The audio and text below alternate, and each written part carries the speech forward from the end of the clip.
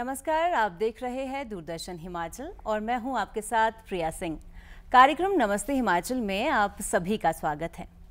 दर्शकों, चेहरे से जुड़ी यादें तो वक्त के साथ धुंधली हो जाती हैं, लेकिन कुछ आवाज़ें जहन में उतर आती हैं। एक ऐसी ही आवाज़ से आज कार्यक्रम में हम आपको मिलवाने वाले हैं। जब बात करते हैं कुछ लोगों की, तो कुछ लोग एक जन्म में एक ही काम करते हैं, लेकिन कुछ लोग ऐसे नहीं होते। जन्म में एक लेकिन काम कई, और वो उन सभी कामों को साध भी लेते हैं। हमारे आज के मेहमान भी कुछ ऐसे ही हैं। तो आइए बात करते हैं और जानते हैं इनकी कहानी, इन्हीं की जुबानी। हमारे साथ आज स्टूडियो में मौजूद है जवाहर कौल जी। आपका बहुत बहुत स्वागत। थैंक यू जी। जवाहर कौल एक ऐसा नाम जो आकाशवाणी से जुड़े हैं, जो दूरदर्शन हिमाचल से जुड़े हैं, जो एक बैंकर है, जो एक कला मंच से जुड़े हैं, ना जाने और भी क्या क्या। तो आइए जानते हैं, और बहुत सारी बातें सर आपसे करनी है। सबसे पहले तो हम आपसे जानना चाहते हैं कि दूरदर्शन का जो आपका सफ़र है वो कैसे शुरू हुआ। दूरदर्शन की बात करें तो मुझे ध्यान है कि यहाँ पे न्यूज़ का काम शुरू होना था जी। और मैं रेडियो पे तो न्यूज़ पढ़ता ही था शुरू से।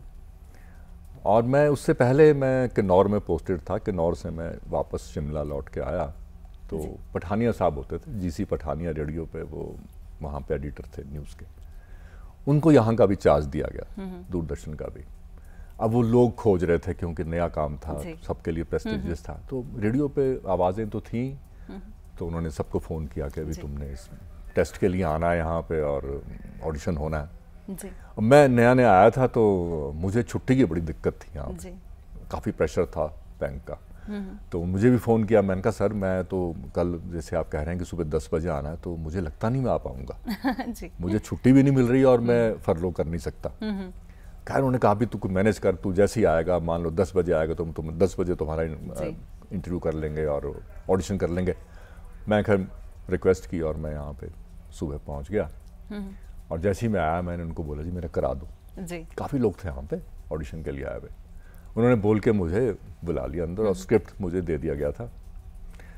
और मैं अंदर से दो चीज़ें मेरे मन में चल रही थी कि ना हो जाए तब भी अच्छा है मैं फंस जाऊंगा, मुझे टाइम नहीं मिलेगा। फिर ये भी था कि अगर आया हूँ तो होना भी चाहिए, बिल्कुल। वो पेस्टिज थी। खैर वो मैंने स्क्रिप्ट लिया, मैं यहाँ बैठा, मुझे याद है यहीं पे स्टूडियो लगता था जहाँ हम अभी बैठे इस तरफ ही। और मैंने वो स्क्रिप्ट पढ़ना शुरू किया तो मुझे लगता है कि शायद मैंने उस स्क्रिप्ट की 6 या 7 लाइन्स पढ़ी होंगी। तो ऊपर पैनल यहाँ से आवाज़ आई कि थैंक यू वेरी मच। और मैं ऐसे देखा, मैंने कहा ये 5-6 लाइन्स में ही इन्होंने, और मैं यहाँ से बाहर आ, मुझे लगा कि अब मेरा कुछ नहीं हुआ क्योंकि इनको पसंद ही नहीं आया जी। 6 लाइन्स में। खैर मैं घर चला गया, वहाँ से ऑफिस चला गया। ऑफिस शाम को, रात को पठानिया जी का फ़ोन आया कि बधाई भाई। मैंने कहा किस चीज़ की सर? बोले तुम्हारा हो गया वो। बहुत खुशी, अच्छा लगा कि चलो ये काम हो गया। और उसके बाद फिर मुझे याद है कि दिल्ली से शोभना जगदीश होती थी, वो वहाँ पे दिल्ली में न्यूज़ पढ़ती थी। शोभना जगदीश ने यहाँ आना था हमें ट्रेन करने के लिए जी। फिर वो कश्मकश शुरू हो गई कि जी 10 दिन की ट्रेनिंग होगी, सुबह 9 से 5 होगी। मैं फिर शशु पंजे में पड़ गया कि अब मैं कैसे मैनेज करूं, जॉब से कैसे टाइम निकालें, सवाल ही पैदा नहीं होता था। इतने दिन की छुट्टी नहीं थी और नया नया आया था मैं यहाँ पे। मैं पहले दिन तो आ गया छुट्टी लेके, और फिर मैंने उनसे रिक्वेस्ट की। मैंने कहा मैम या तो मुझे आप इसमें से मेरा नाम काट दीजिए क्योंकि मैं 10 दिन नहीं आ पाऊंगा, मेरे लिए संभव ही नहीं है। तो एक दिन, पूरा दिन हमने वो उस दिन काम किया था। शाम को मुझे याद है उन्होंने कहा कि अच्छा तुम शाम को आ सकते हो? मैंने कहा हाँ मैम, मैं 5:30 के करीब पहुंच सकता हूं मैं, क्योंकि शिमला मेन की ब्रांच में था, कालीबाड़ी के। शाम को आता था मैं, और मेरे ख्याल से शायद वो 15-20-30 मिनट मेरे साथ लगाती थी एक्सक्लूसिव, बाकी सब चले जाते थे। और फिर मैं उसी दौरान उनसे जो बारीकियां थी न्यूज़ पढ़ने की, टेलीविज़न की, वो उन्होंने मुझे सिखाई कि ये ऐसे ऐसे ऐसे फेस करना, ऐसे स्माइल होनी चाहिए, इस तरह से न्यूज़ आपकी जानी चाहिए। वो मैंने लर्न किया और सफ़र आपका शुरू हो गया जी। दूरदर्शन से जुड़ी, आकाशवाणी से जुड़ी बहुत सारी बातें आपसे करनी है, कैसे एक्सपीरियंस थे। पर थोड़ा सा लाइफ में पीछे चलते हैं, आपके बचपन की ओर चलते हैं। बचपन कहाँ पे बीता, किस तरह का माहौल था घर पे? क्या पहले से ही था कि हाँ टीवी पे काम करना है, या बैंकर की जो लाइन आपने चुनी है वो किस तरह हुआ? बचपन मेरा शिमला से ही, जी। मेरी पैदाइश भी शिमला की ही है, और हम इससे पहले हम कैथू में, लोअर कैथू में रहा करते थे। और वहाँ से बचपन में ऐसा तो कुछ नहीं था, लेकिन मुझे याद पड़ता है कि बचपन में यहाँ पे रामलीला का दौर था जी। शिमला में, ज़बरदस्त। हर जगह अपनी अपनी रामलीला हो करती थी। वो एक ऐसा एंटरटेनमेंट का सोर्स था कि हम स्कूल से आते थे और आते ही घर जाना, स्कूल का काम करना, फिर एक बोरी उठानी, अपने लिए नहीं, पेरेंट्स के लिए। वो फिर बुकिंग हो जाती थी सड़क के ऊपर, वो बोरियां बिछा दिया करते थे वहाँ पे आगे, फिर बाद में मदर सिस्टर वगैरह आगे बैठती थी, हम तो साइड पे खड़े रहते थे। तो वो एक शुरुआत हुई थिएटर से लगाव की, और थिएटर से सॉर्ट ऑफ इंट्रोडक्शन थी वो, कि आप आए रामलीला देखने, और बहुत अच्छा काम होता था। मैं तो उसको बहुत बड़ा थिएटर मानता हूँ कि 14 दिन आप 10 दिन आप काम कर रहे हैं, उसके बाद भी 2-3 दिन और रखते थे। कोई प्ले किया करते थे, जैसे हरीशचंद्र के ऊपर होता था, मुझे याद है, श्रवण के ऊपर हुआ करता था, वो अलग से तैयार करते थे लोग। वो एक बड़ा अच्छा फेज था, नए लोगों को देखना, उनको कैसे काम करते हैं, तो उसको भी हम क्रिटिकली, मैं उस वक्त भी क्रिटिकली देखा करता था कि अच्छा कर रहा है, हल्का कर रहा है, बहुत बढ़िया कर दिया इसने। वहाँ से एक ग्रोथ हुई, इस फील्ड में इंटरेस्ट जुड़ा। और बैंकिंग तो मैं कहता हूँ कि शायद मैं इस फील्ड में भी मैं जाना चाहता था जी। मेरा विचार था कि मैं चलो एनएसडी की तरफ, कुछ लोगों ने एनकरेज किया कि आप जा सकते हो नगर नेशनल स्कूल ऑफ ड्रामा के लिए, लेकिन पता नहीं किस तरह के हालात हुए, ऐसा आज तक कभी नहीं हुआ कि मुझे स्क्रिप्ट याद ना हुआ हो। स्क्रिप्ट पढ़ते थे तो याद हो जाता था, एकदम से याद हो जाता था जी। और वहाँ से जो एनएसडी से स्क्रिप्ट आया, वहाँ से 7-8 पीसीज आते थे डिफरेंट प्लेस के, वो आपको तैयार करने होते थे, और वहाँ जाके वो आपसे करवाते थे। मुझे वो स्क्रिप्ट ही याद नहीं हुआ। अच्छा। ये हैरानी की बात है, मुझे याद नहीं हुआ, और मैं फिर गया ही नहीं, क्योंकि उसके बगैर जाके फायदा कोई नहीं था। बिल्कुल। तो एक ये फेज भी था कि शायद बैंकिंग की जो आप बात कर रही हैं, फिर प्रेशर्स हुए, फलां की भी लग गई, उसकी भी लग गई, उसने भी कर लिया, तुम भी करो। उस प्रेशर में मुझे लगता है कि उस वक्त लेट 70s में बैंकिंग का बड़ा दौर शुरू हुआ था जी। बस तो फिर एग्जाम दे दिए, थ्रू हो गए जी, बैंकिंग ले ली।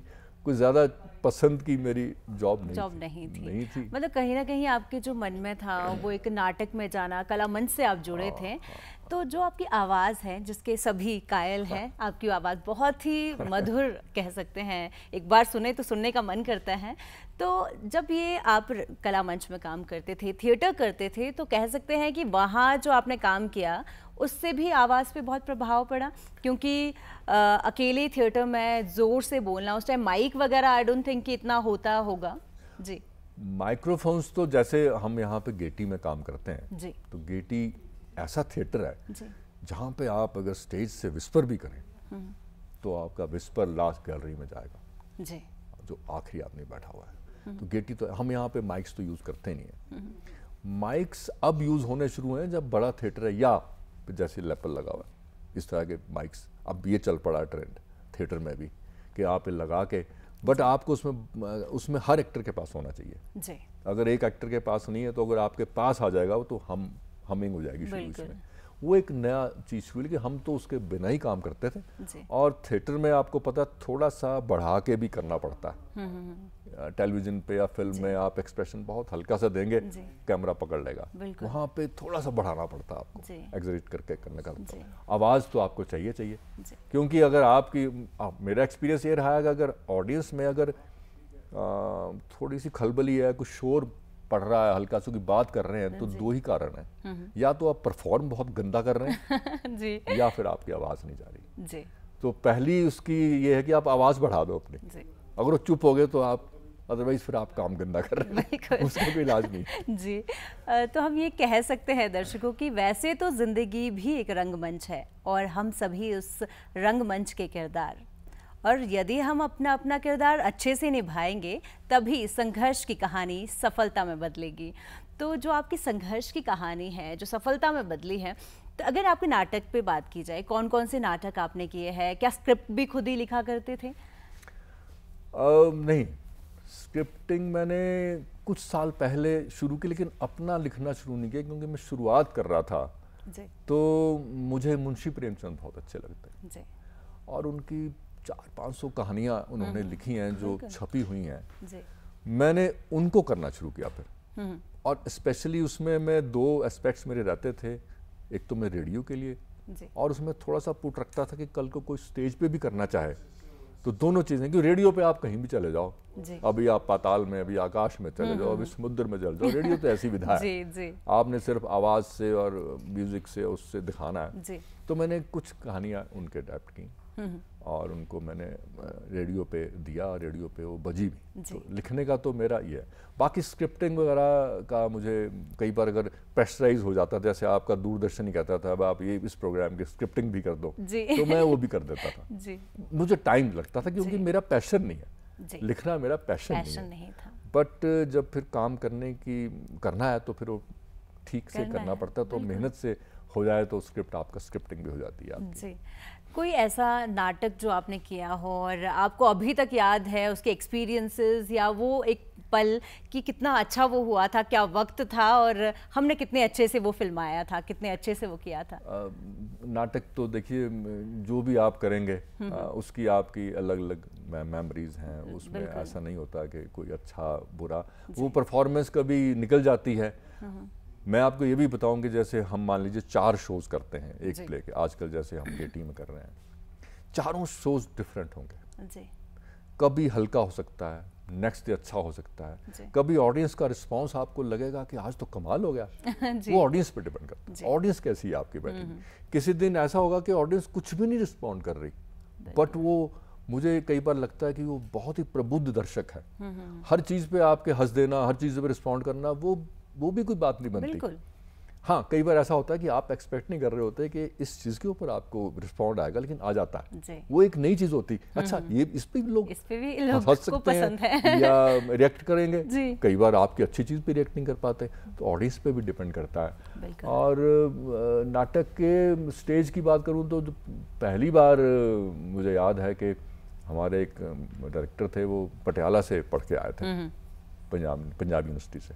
उन्होंने एक प्ले शुरू किया यहाँ पे, तमाशा प्रोफेसर जमुना दास उसका नाम था, और उसमें यहाँ के काफ़ी अच्छे अच्छे लोग, जैसे एक श्रीकांत जी होते थे, अब नहीं है बेचारे, वो बड़े अच्छे पोइट थे, लिखते। उन्होंने वो बड़ी प्रोफेशनल प्रोडक्शन थी, मुझे इसलिए याद आ रही है, मेरी पहली प्रोडक्शन थी, और पहली प्रोडक्शन ऐसी थी जिसमें मुझे पेमेंट भी हुई थी।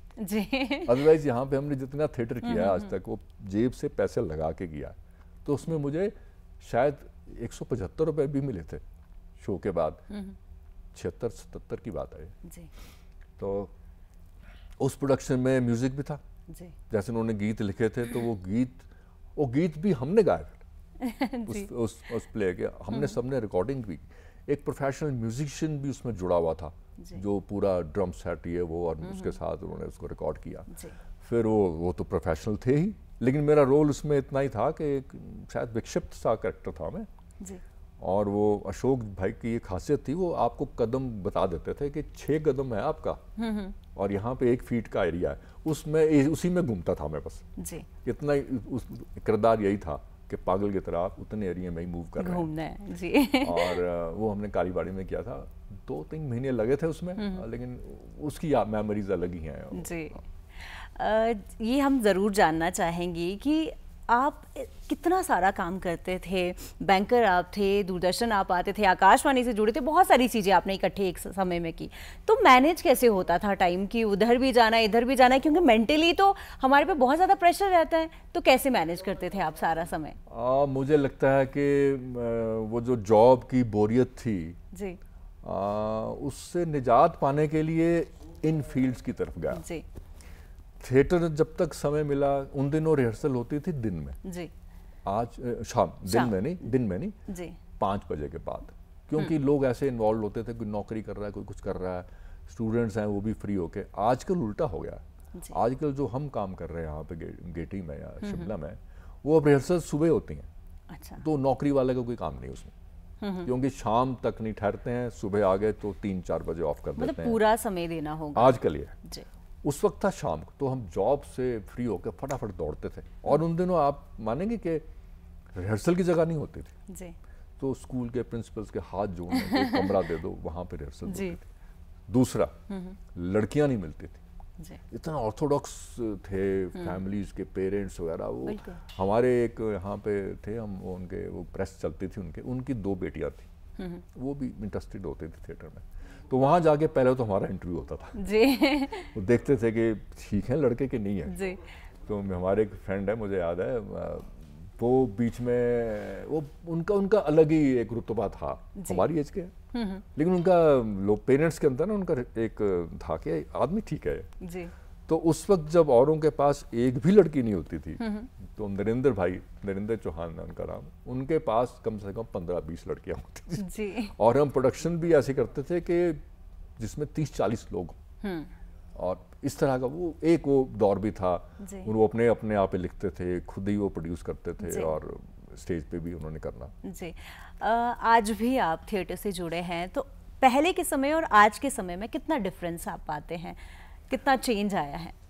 आजकल सबसे बड़ी बात तो ये होगी कि आपकी सुविधाएं बढ़ गई हैं। जी। हम अब जैसे यहाँ पे गेटी ड्रामेटिक सोसाइटी बनी है, गवर्नमेंट ने बनाई है, हमें ये फ़ायदा है उसमें कि हमें रिहर्सल की जगह ढूंढने की ज़रूरत, उसमें एक पैनल बन गया एक्टर्स का, एक पैनल बन गया डायरेक्टर्स का। जी।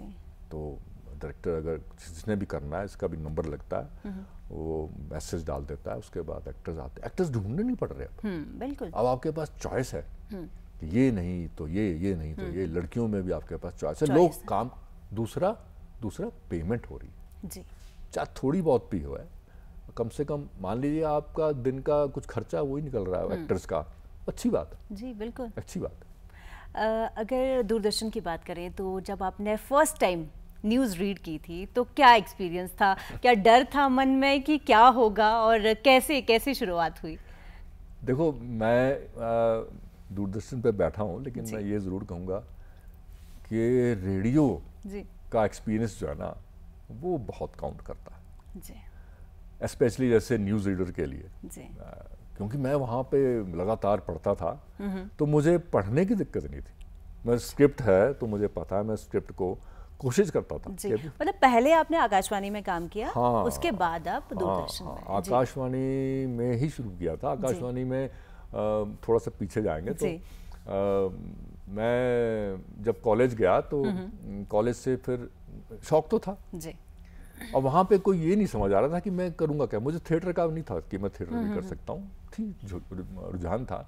तो मुझे लगता था कि मैं ये म्यूज़िक वाले हैं, इनका अलग डिपार्टमेंट है। प्रोफेसर बट्टू जिनको भी पद्मश्री मिला वो वहाँ पर पढ़ाते थे म्यूज़िक। तो गवर्नमेंट कॉलेज में एक अलग ही विंग था, वहाँ पे म्यूज़िक का रूम था, तो मैं वहाँ चले जाता था जी। मैं इस लालच में जाता था कि शायद मुझे ये ग्रुप सॉन्ग में ही ले लेंगे क्योंकि मकसद था यूथ फेस्टिवल अटेंड करना। लेकिन उनके तो अपना डिपार्टमेंट था, बिल्कुल वहाँ म्यूजिक लर्न कर रहे, तो मेरा नंबर कहाँ लगना था। मैं साइंस स्टूडेंट था, बट मैं जाके बैठता जरूर था कि शायद निगाह पड़ जाए, शायद कह ले भी तू भी गा ले। तो मैं ग्रुप सॉन्ग नहीं, ऐसा कुछ नहीं हुआ, मुझे नहीं लिया गया वहाँ पे। तो प्रिंसिपल थे हमारे चोपड़ा साहब जी, मैं क्लास रैप भी था बना हुआ, तो थोड़ा सा होता था उनका प्यार था मेरी तरफ। बोले ए मुंडे नू भी तो लैके जाओ, तुझी इन्हों तो कुछ लैके नहीं जा रहे जी। उन्होंने कहा जी कोई है नहीं आइटम। बोले बचिया की? उसने कहा जी कि एक पोइटिक सिंपोजियम होता है वो बचा, उसके लिए कोई नहीं अभी मिल रहा। उसमें कविता अपनी लिखी हुई या गजल अपनी लिखी हुई वो जाके वहाँ पे रेंडर करनी थी, पढ़नी थी। लिखता मैं था नहीं। तो एक प्रोफेसर हमारे फिजिक्स के थे, प्रोफेसर शील, वो लिखते थे जी। तो प्रिंसिपल साहब ने उनको बोला भी तो अपनी गजल मुंडे ने दे दे जी। मेरे को उन्होंने दे दी और मैंने उसको पढ़ा और मैंने उसको कंपोज कर दिया तरन्नुम में जी। इसको गा के भी पढ़ा जा सकता है। और मैं चला गया चंबा यूथ फेस्टिवल में, और मुझे उन दिन होता था हाईली कमेंडेबल, दो तरह के, तो मैं कमेंडेबल में मेरे को प्राइज मिला था जी। तो उसके बाद यहाँ पर फिर शिमला में आए तो फिर ये युवावाणी होता था जी। और उन दिनों जो रेडियो है ये जहाँ पे आजकल विधानसभा है, विधानसभा में 2-3 कमरे थे शायद, वहाँ पे चलता था जी। तो मुझे उन्होंने भी कहा कि तुमने भी आप पढ़नी, तो मैंने वहाँ पे उसके बाद मैंने वो रेडियो पे मेरी इंट्रोडक्शन वहाँ से लेट मिड 70s से जब मैंने जाके वहाँ पे वो गज़ल पढ़ी, तरन्नुम में पढ़ी वहाँ पे, तो फर्स्ट टाइम रेडियो तो जी। तो हम चाहते हैं जो आपने वहाँ गज़ल पढ़ी थी पहली बार, तो हम चाहते हैं कि आज आप हमारे दर्शकों को भी वो सुनाएं। हाँ जी। है तो बहुत पुरानी बात, चलिए जितना वो मुझे याद आएगा मैं सुनाता हूँ आपको। तो प्रोफेसर शील की लिखी हुई गज़ल है, प्रोफेसर एम शील। उनके जलवे सजा के बैठा हूँ, उनके जलवे सजा के बैठा हूँ, पास जैसे खुदा के बैठा हूँ। जब भी पलकों को बंद कर बैठा, जब भी पलकों को बंद कर बैठा, उनकी महफिल में जाके बैठा हूँ, पास जैसे खुदा के बैठा हूँ, उनके जलवे। बहुत खूबसूरत, बहुत खूबसूरत। आपकी आवाज़ तो है ही जिसके सब दीवाने हैं, और कहते हैं ना कि मेरी आवाज़ ही पहचान है मेरी, तो वो आपकी आवाज़ वैसी ही है। जब गीत संगीत की हम बात कर ही रहे हैं तो हिमाचली सॉन्ग भी आपको पसंद होंगे डेफिनेटली। तो हम चाहते हैं कि एक हिमाचली सॉन्ग हम आपको भी और हमारे दर्शकों को भी सुनाएं। ज़रूर ज़रूर।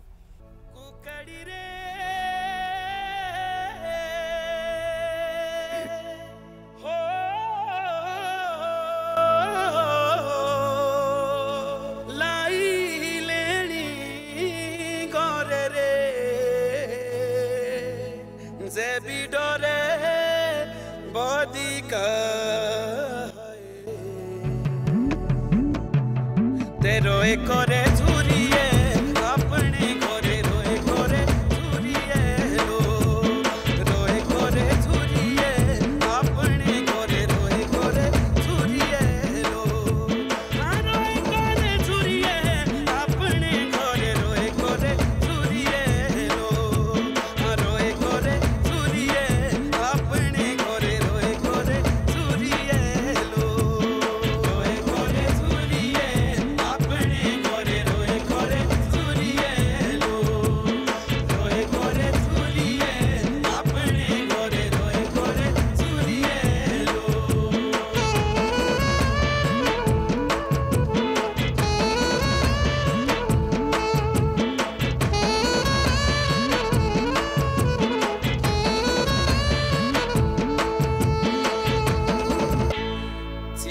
बोलो चादरा रे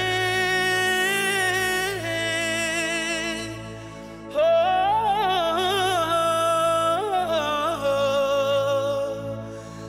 धोई पानी रे चाल रे बेशुमारे पाउने हो, किंदे तो मेरू शियो चले, किंदे तो मेरू शियो, किंदे तो मेरू शियो चले, किंदे तो मेरू शियो, किंदे तो मेरू शियो चले, किंदे तो मेरू शियो, किंदे तो मेरू शियो चले, किंदे तो मेरू शियो, किंदे तो मेरू शियो चले, किंदे तो मेरू शियो, किंदे तो मेरू शियो चले, किंदे तो मेरू शियो।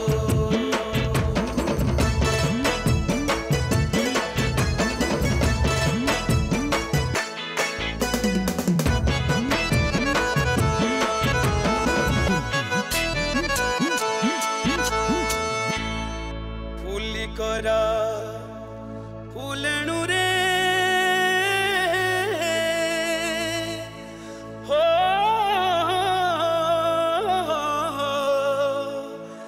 दाढ़ी फूल दे पीने रे, काटने ना मारने हाँ, ओ घरे बोलू बास दे नीड़े, घरे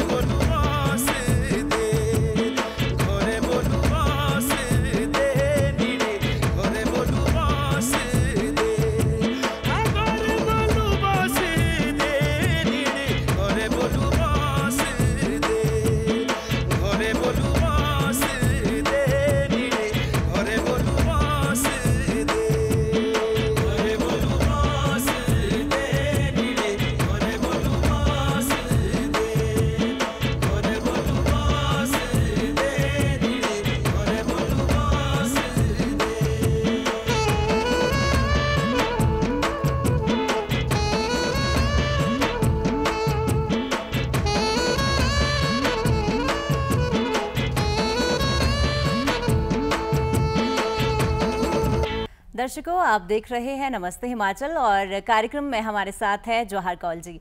सर, जैसे गीत संगीत की बात चल रही है, गीत संगीत का जो भी सुनता है तो कहीं ना कहीं एक मुस्कुराहट चेहरे पे आ जाती है, एक शांति चेहरे पर आ जाती है।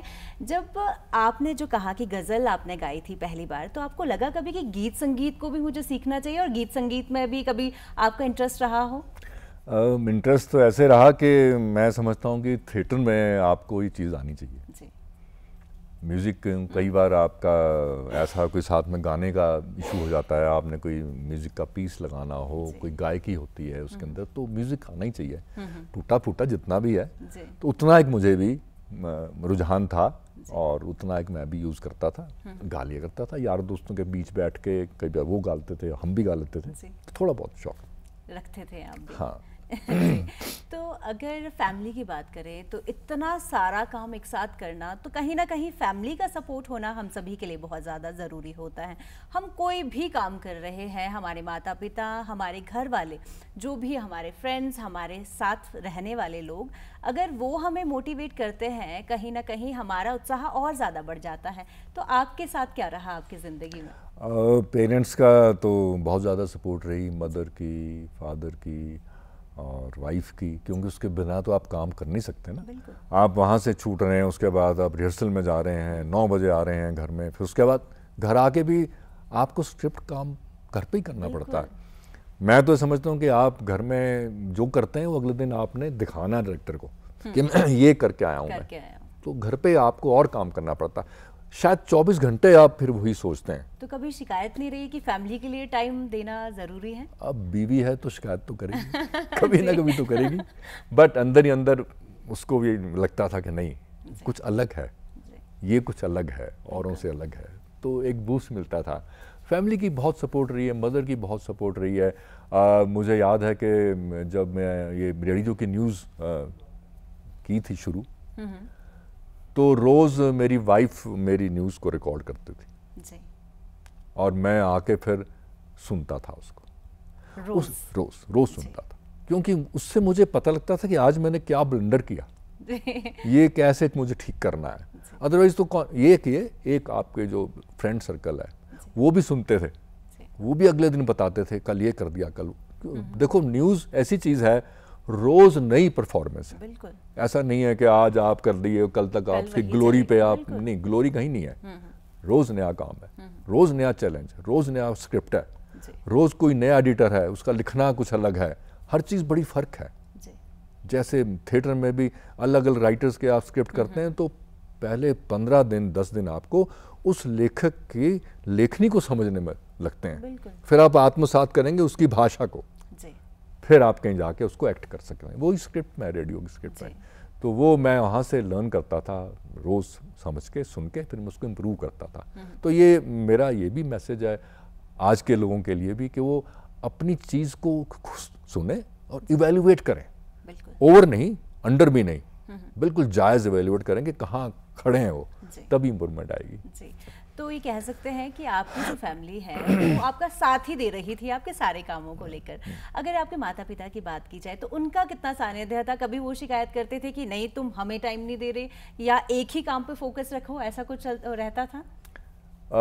नहीं, वो खुश होते थे कि क्योंकि जब मैं अपने एरिया से भी गुजरता था शाम को, यहाँ से 7:50 पे तब चलती थी, आजकल 7:45 की न्यूज़ है, जब मैं फिर जब घर के तरफ सीढ़ी रास्ता उतरता था तो मुझे लगता था कि लोग वॉच कर रहे हैं कि पढ़ के आ रहा है, कि न्यूज़ का इतनी लिसनिंग थी रेडियो न्यूज़ की।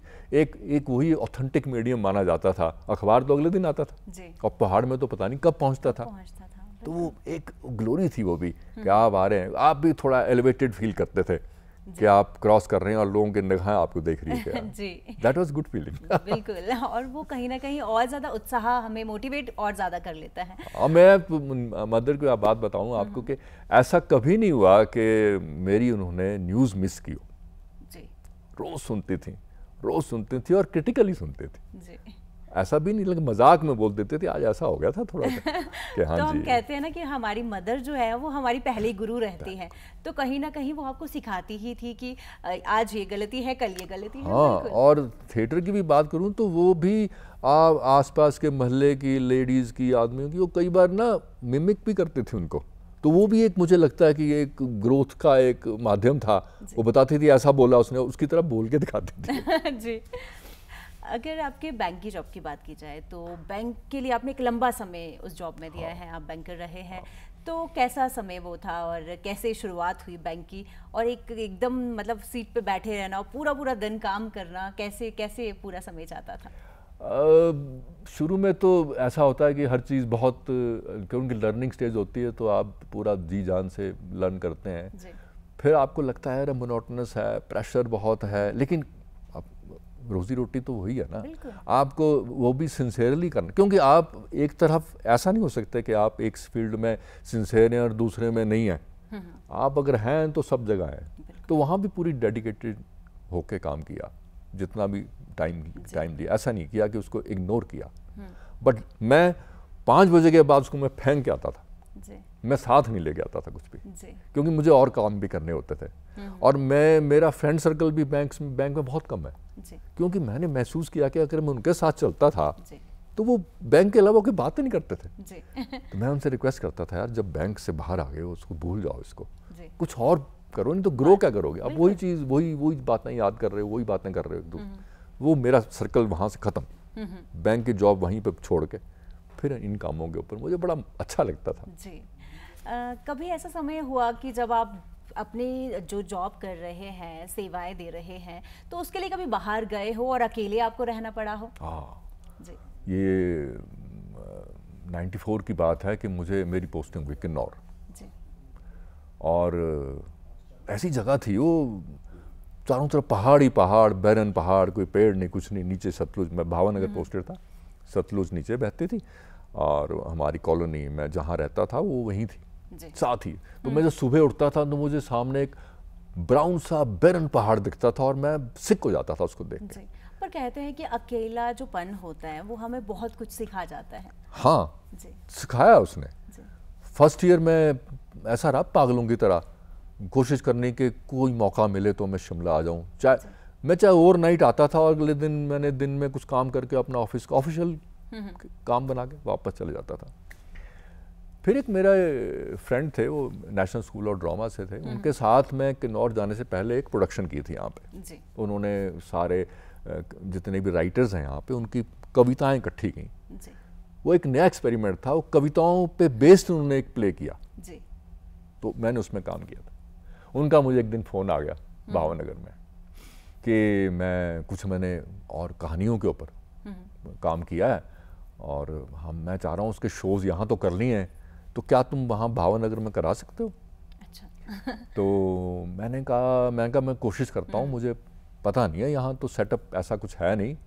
तो हमारे एक क्लाइंट थे CFJV, continental foundation joint venture करके, वो नाथपा प्रोजेक्ट बना रहे थे NJPC का। मैं उनके बॉस से मिला जाके, मैंने कहा ऐसे वो भी खुश हुए, जंगल में बैठे हुए कुछ तरह का एंटरटेनमेंट का कुछ, हाँ ले आओ, बोलो उनको आ जाए। मैंने इनको कहा भी आ जाओ, कुछ पैसों का भी इंतज़ाम कर लिया, खर्चा था आने जाने का और कुछ नहीं, 15-20 लोगों की कास्ट थी। तो मुझे याद है कि पहला शो जगह कोई थी नहीं, उनके पास भी ऑडिटोरियम नहीं था, तो वहाँ पे एक शोल्डिंग ब्रिज है भावनगर से थोड़ा सा पहले, वहाँ से आगे जाके इनका ऑफिस था, ऑफिस के पास इन्होंने ऐसा बनाया रखा था, काफ़ी चौड़ी सड़क थी उस मोड़ पे, तो वहाँ डिसाइड हुआ इस सड़क पे कर देंगे रात को। जी। तो ऐसे कुर्सियाँ लगी, सामने सड़क का पोर्शन बचा, पीछे से उन्होंने गाड़ियाँ खड़ी की, अपनी गाड़ियों की लाइट जलाई और वो लाइट लेटअप हो गया पूरा एरिया। तो पहली प्रोडक्शन हमने शो वहाँ पर सड़क पे किया, बड़ा अच्छा गया वो। नेक्स्ट डे तो मैं जहाँ रहता था बिजली बोर्ड में, वहाँ पे उनके चीफ इंजीनियर थे, तो उनके पास ऑडिटोरियम भी था, ऑडिटोरियम में ओपन एयर था और मंच था, तो वहाँ चले गए। मैंने उनसे बात की, बोला हाँ yes please do it, please change the lives of the people here. यहाँ पर तो कहते कुछ है नहीं, शाम के बाद तो एक ही काम होता है लोगों का, ड्रिंक एंड डांस, चेंज करो। वहाँ पे शो हो गया और नेक्स्ट डे उन्होंने हमें ब्रेकफास्ट पे बुलाया सारी टीम को। तो मेरे वो जो शिरीष था उनका नाम, जो मेरा फ्रेंड थे, उनसे बात हो रही थी, ये करते हैं, तो भैया आप लेके आए कीजिए। तो उन्होंने बोला कि ये आपके पास ये है तो है लड़का है, तो आप ये थे। उनका थिएटर में उन्होंने मुझे पूछा कि तुम्हें कितना साल हो गया यहाँ पे कॉल। मैंने कहा जी हो गया, साल हो गया। बोले 1 साल से तुम यहाँ कुछ नहीं कर रहे हो, लेकिन तुमने 1 साल वेस्ट कर दिया यहाँ पे अपना। और वो ही सेट के भी आप यहाँ पे एक प्रोडक्शन करिए, प्ले करिए। अब मैं सोचूं कि यहाँ पे कास्ट कहीं नहीं, लोग नहीं, मैं जानता नहीं है, कहाँ से करूँगा मैं। बट इतना प्रेशर उन्होंने मुझ पे किया। मैंने एक फिर छोटी सी कास्ट का 4-5 की कास्ट का एक प्ले मैंने ढूंढा, और अब मैं वहाँ पे अब लोगों से, पहले मैं कांटेक्ट किया रामलीला वाले, जो रामलीला करते थे, एक्टर्स हैं, मैंने कहा उनके साथ मेरी बिल्कुल भी है ना सामंजस्य नहीं हुआ, क्योंकि मैं उनकी जो आदत थी रामलीला के स्टाइल की, मैं उसको ब्रेक करना चाह रहा था। वो सोच रहे थे कौन बेवकूफ़ आ गया है, ये हमको सिखा रहा है कि ऐसे चलना है वैसे चलना है। वो तो कितने सालों से एक पैटर्न पे कर रहे हैं। मैंने, मेरा एक फ्रेंड वहाँ पे बन गया था, वो पान की दुकान थी उसकी, मैं शाम को उसके पास खड़ा होकर बातचीत करता था, बिहार का था। मैंने कहा यार यहाँ तो कास्ट नहीं मिल रही, और ये चीफ इंजीनियर साहब तो पीछे पड़ गए कि करना है। तो वहाँ जाते जाते मैंने देखा वहाँ से एक आदमी क्रॉस किया दुकान के पास से, और उसको हेलो करके गया। मैंने कहा यार इसको बुला ले, अब कास्टिंग कर रहा हूँ मैं, कैसे कर रहा हूँ कास्टिंग, मतलब लोगों को ऐसे जो आपको मैं मिलते जा रहे हैं, फेस से देख के जी। मैंने कहा इसको, और तुम मानोगे नहीं, उसका चेहरा बिल्कुल जैसे विवियन रिचर्ड्स था, वैसी हाइट, वैसी दाढ़ी, वैसी पर्सनैलिटी। अब मैं सिर्फ चेहरे देख के अपने करैक्टर्स के हिसाब से जो मेरे को चाहिए थे, उसने बोला सर ये तो सड़क पे रोड़ी कुटता है, इसको पढ़ना लिखना कुछ नहीं आता। मैंने कहा तू ले आ इसको।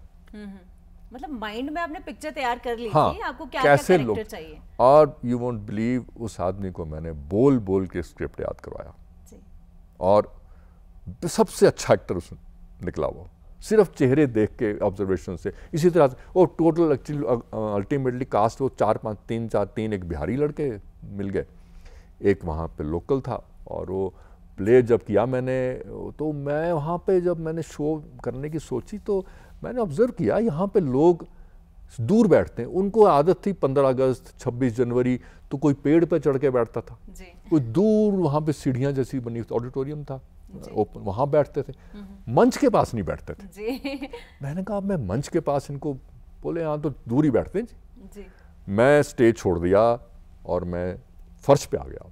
अब मैंने वो पूरा प्ले उस दिन रात को फ्लड लाइट्स लगाई उनकी बिजली बोर्ड की, और स्टेज उनके पास ले आया मैं, माइक्स थे नहीं, ऊंची आवाजें करा दी इनकी। और फर्स्ट शो उसका नाम था प्ले का अफीम के फूल, तो बड़ा सक्सेसफुल गया।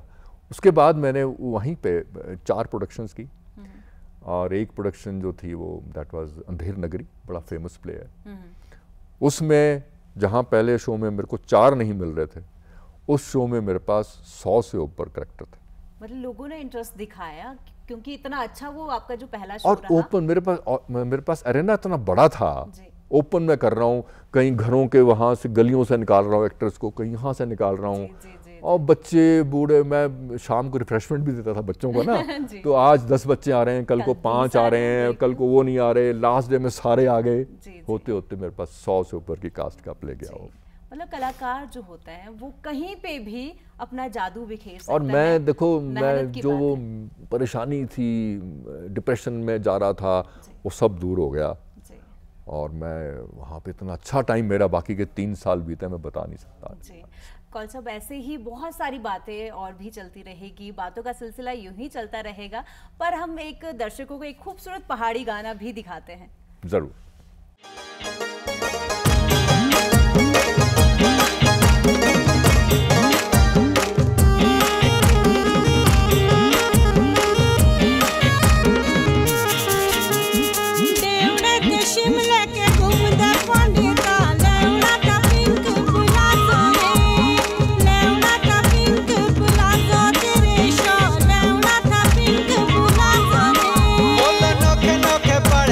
शौक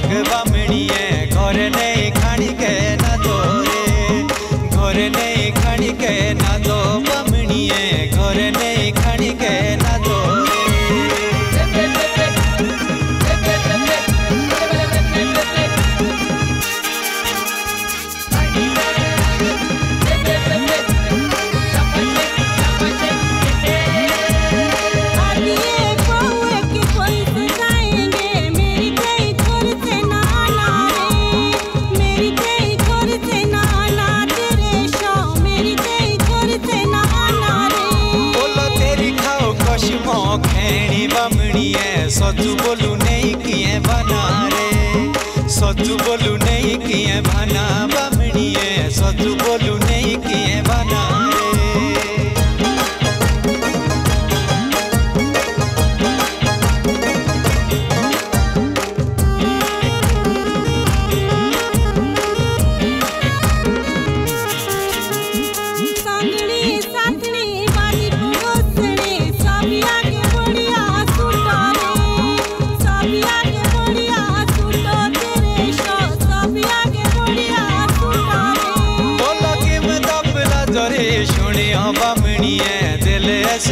तोरा झूठो रे दिल ऐसे पोंटे तोरा झूठो बमणिए दिल ऐसे पोंटे तोरा झूठो रे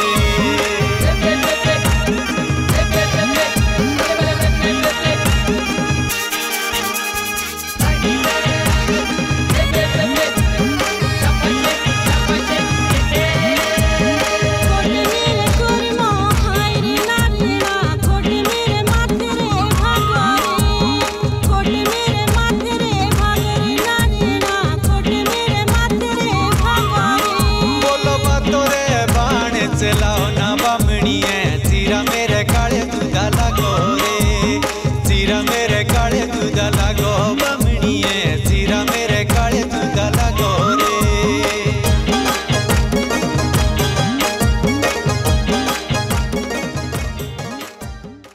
दर्शकों, आप देख रहे हैं नमस्ते हिमाचल और हमारे साथ कार्यक्रम में है जवाहर कौल जी। सर, जैसा हमने म्यूज़िक सुना तो म्यूज़िक से एक शांति और खूबसूरत चेहरे पे एक खूबसूरती आ जाती है जी। तो हमारा जो दूसरा सेगमेंट है उसका रुख करते हैं। हमारा जो दूसरा सेगमेंट है वो है परिश्रम ही सफलता की कुंजी है। जी हाँ, यदि कोई परिश्रम करता है तो वो सब पा सकता है, वो अपने सारे सपने पूरे कर सकता है जिसकी वो कल्पना करता है, जिसकी वो इच्छा रखता है। और आपसे बेहतर परिश्रम जो आपने किया है और आपने सफलता भी पाई है, तो आप क्या समझते हैं परिश्रम से? जब परिश्रम की बात आती है तो बहुत सारी फील्ड का परिश्रम आपने किया है। मैं प्रैक्टिकल ही बात करना चाहूँगा, थ्योरी कुछ नहीं। तो मुझे याद आ रहा है कि जब फर्स्ट टाइम रेडियो पे न्यूज़ रीडर्स के लिए ऑडिशन हुए, उसकी मैं वहाँ से लेना चाहूँगा, क्योंकि मेरी हर तरफ मेरा कुछ ना कुछ ऐसा एक्सपीरियंस हुआ है जो बड़ा मेरे लिए मेमोरेबल है, आज भी अच्छा लगता है उसको याद करके। तो मैं न्यूज़ रूम में जाता था और वहाँ पे ट्रांसलेशन का काम करवाते थे जी। आप ये न्यूज़ लीजिए, स्टोरी लीजिए और इसको बनाइए। मेरा कुछ ज़्यादा टेस्ट नहीं था उस काम में, लेकिन क्योंकि वो सीढ़ी थी पढ़ने की तो वो ज़रूरी था, शुरू कर दिया मैंने। उस वक्त मुझे याद है शायद 400 लोगों का ऑडिशन हुआ था और हम 8 लोग सिलेक्ट हुए थे। अब रोज़ जाके हम प्रैक्टिस भी करते थे, बुलेटिन पढ़ते थे, रिकॉर्ड करते थे, फिर किसी को सुनाना पड़ता। तो उन दिनों जैसे हंसा जी होती थी और शांता वालिया जी होती थी, इनको हम बुला के रिक्वेस्ट करके सुन दीजिए। महीना 1.5 महीना होता रहा, वो चलता रहा, लोग करते रहे। कुछ वक्त के बाद कुछ लोगों ने पढ़नी शुरू कर दी, मुझे उस चीज़ का पता नहीं लगा, वो पढ़ भी रहे थे, हम अभी रिहर्सल ही कर रहे थे। जी। हुआ ये कि कुछ एक लोग अंदर स्टूडियो में कुछ गड़बड़ा गए, काफ़ी ज़्यादा। एक आध तो इतना हुआ गया कि न्यूज़ ही बंद हुई कुछ टाइम के लिए। पठानिया जी बोलें कि इनको तो दफ़ा कर दो यहाँ से, किसी से नहीं पढ़वानी। और इतना हतोत्साहित हुआ ना, क्योंकि लाइव न्यूज़ तो लाइव जाती थी। मैं खैर वो पढ़ता रहा। एक दिन ऐसा हुआ कि 8 बजे की बात है, दीपक शर्मा मेरे फ्रेंड होते थे, वो उस दिन पढ़ रहे थे न्यूज़ और पठानिया जी थे। हंसा जी का फ़ोन आ गया कोई 8:05-7 पे। उन दिनों सुबह का बुलेटिन शुरू हो गया था 8:45 बजे का। बोले मैं कल नहीं आ सकती, पता नहीं क्या काम पड़ गया। पठानिया जी परेशान हो गए, अब किसको बुलाऊं कल। तो दीपक ने एकदम से मौका ताड़ा और दीपक ने बोला कॉल से पढ़वा लो जी कल। बोला नहीं ये तो स्टफ ही कहते खराब है सारा। फिर उसने दोबारा बोला सर देख तो ले एक बार। मैं भी मन में सोचूं कि हाँ कर दे।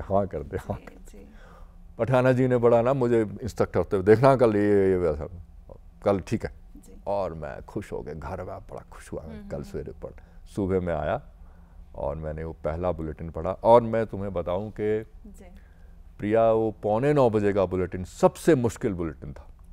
रीज़न 5 मिनट का था और जैसे ही 8:50 होते थे दिल्ली से उर्दू का बुलेटिन चलता था और उसमें कोई गैप नहीं था, कोई अनाउंसमेंट नहीं थी जी। आपको एक तो वो मैच करना पड़ता था टाइम, आप उससे पहले नहीं छोड़ सकते थे ज़्यादा, अगर आप लेट हुए तो वो आपके ऊपर चढ़ जाता था जी। और इतनी भारी आवाज़ थी उस न्यूज़ रीडर की, छोटे मोटे न्यूज़ रीडर को तो ठस ही कर देता था जब वो बोलता था ये आकाशवाणी। मतलब एक लंबा समय आपका रहा है, तभी आपकी जो कहानी है, संघर्ष की कहानी सफलता में बदली है, वो सिर्फ आपकी मेहनत का ही कमाल है।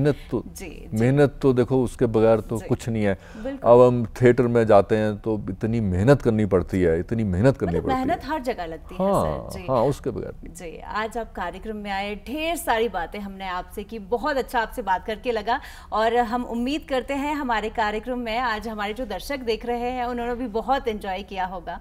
आपका एक लंबा एक्सपीरियंस है, इसके लिए आपका बहुत बहुत धन्यवाद। मुझे भी बहुत अच्छा लगा आपसे, धन्यवाद। तो इसी के साथ ये कार्यक्रम यही समाप्त होता है। कल आपसे फिर मुलाकात होगी एक नई शख्सियत के साथ, तब तक के लिए नमस्कार।